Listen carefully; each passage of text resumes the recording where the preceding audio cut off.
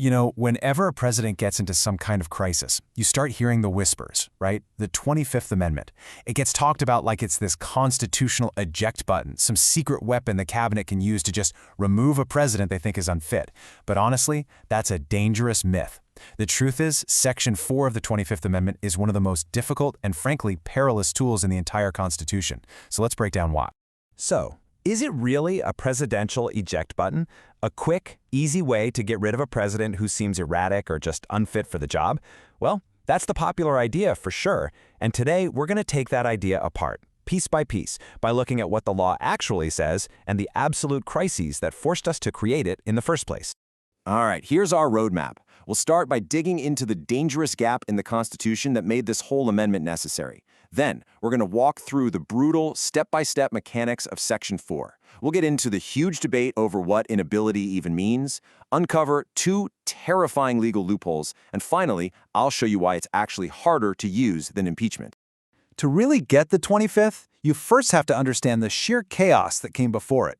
I mean, for 180 years, America had no clear, written plan for what to do if a president was alive but completely unable to lead. It was a ticking time bomb. The whole problem came down to this one super vague phrase in Article 2.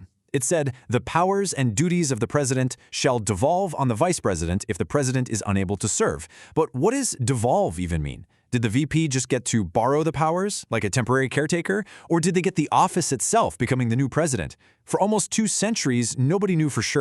And this confusion, it led to some absolute constitutional nightmares. In 1841, after President Harrison died, John Tyler just declared, "Nope, I'm the president now," setting a precedent, but not really fixing the underlying problem. Then came 1881. President Garfield was shot, and he lingered for 80 agonizing days. The government was totally paralyzed because his VP was terrified of looking like he was trying to steal the presidency. But the worst-case scenario? 1919. President Wilson has a massive stroke, and for months, his wife secretly runs the country. It wasn't until JFK's assassination in 1963, right in the middle of the nuclear age, that Congress finally said, okay, we have to fix this. The risk of having an incapacitated president with no clear chain of command was just too terrifying. And so, in 1967, we finally got the 25th Amendment. At its heart is Section 4, the part designed to solve all those historical crises. But here's the thing, it is not a simple solution. It's a procedural gauntlet, and it was designed from the ground up to be incredibly difficult to use. Its purpose is actually very, very specific. It's meant to handle the absolute worst-case scenario. We're talking about a president in a coma or one who's had a severe stroke, someone who either can't or simply won't voluntarily hand over power. This is not for political disagreements. It's for catastrophic incapacity. So the process starts with this huge safeguard. Think of it like a bank vault that needs 2 different keys to open. The first key is held by the cabinet. A majority of them have to agree to act, but they can't do it on their own.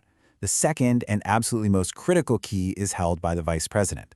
The VP is what we call the indispensable actor. Without their sign-off, the whole thing is dead on arrival. This was put in place specifically to stop a rogue cabinet from trying to stage a coup. Now, once those 2 keys are turned, the vice president immediately becomes acting president. But this is where the whole thing turns into a constitutional cage match. The president can instantly fight back by just sending a letter to Congress saying, "I'm fine." And that starts a 4-day clock. The VP and the cabinet then have to redeclare that the president is unable. If they do that, the whole mess goes to Congress, which has 21 days to figure it out. And here is the final massive hurdle. It takes a 2/3 supermajority in both the House and the Senate to keep the president out of power.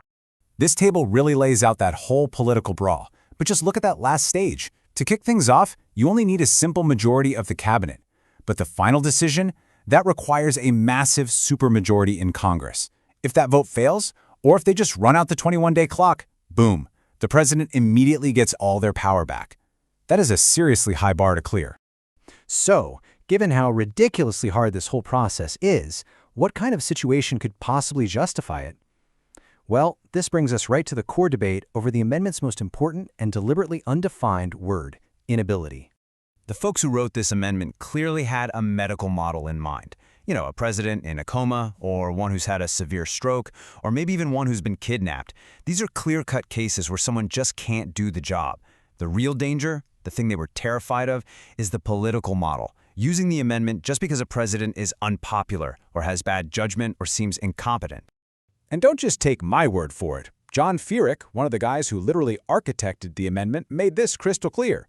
He said political problems have political solutions, elections and impeachment. The 25th was designed to be a medical or a crisis solution, not a political weapon. The bottom line is, being a bad president is not the same thing as being an unable president. Okay, so as if this wasn't already complicated enough, there are two massive, unresolved legal questions lurking inside Section 4. Think of them as constitutional landmines that could trigger the very crisis the amendment was supposed to prevent. All right, here's the first one. What's to stop a president, in that 4-day window, after they challenge the cabinet, from just firing everybody who voted against them? I mean, they still have the power to fire people. In theory, they could fire the whole cabinet, install temporary, acting secretaries who are totally loyal to them, and just kill the entire process from the inside. And this raises this critical, totally unanswered question that could paralyze the entire system. Are these temporary, unconfirmed acting secretaries even legally allowed to vote on removing the president? Are they principal officers? The Constitution is silent. The Supreme Court has never said a word. It's a huge, dangerous, legal gray area. Now, the second landmine is frankly even more terrifying. Let's say the VP and cabinet have acted. The VP is now the acting president. But the original president physically has the nuclear football and the launch codes, also known as the biscuit. If they tried to launch a nuclear weapon, who would the military obey? The acting president, who has the legal authority, or the person who is physically holding the codes? So who controls the biscuit? The amendment gives us no answer. It creates this absolute nightmare scenario with two competing commanders-in-chief during what could be the most critical moments for human survival. It would force the top military brass to make a constitutional law decision, maybe in minutes, with the fate of the entire world hanging in the balance. So you take all of this, the crazy high thresholds, the huge political risk, these legal landmines, and it brings us to our final verdict. Despite what you might hear on the news, using Section 4 is actually much, much harder than impeachment. And history totally backs this up. Back in 1987, Ronald Reagan's own staff were worried he was mentally declining. They were seriously considering what to do. But then he just charmed them over a single lunch, and the whole idea was dropped. More recently, after January 6, 2021, members of President Trump's cabinet reportedly talked about using Section 4. But they decided the process was just too slow and too legally risky to even try in the last 2 weeks of his term. In both cases, the practical hurdles were just too high. This side-by-side comparison really seals the deal. Impeachment is for high crimes. Section 4 is for medical inability. But just look at the math. To permanently remove a president through impeachment, you need a 2/3 vote in the Senate. Section 4, it demands that same 2/3 supermajority in both the House and the Senate. And that's all for what might just be a temporary transfer of power. So the main takeaway here is simple. Section 4 is institutionally harder to successfully use than impeachment. It requires way more political consensus for a much less permanent outcome. It was never meant to be a backdoor for a political coup. It was designed for medical comas. And that really brings us to where we are today. In our current climate of hyperpartisanship, Section 4 has become the ultimate break glass in case of emergency option. But it's a button that it seems everyone in Washington is absolutely terrified to actually press because they know the kind of chaos it could unleash. Which leaves us with one last lingering question.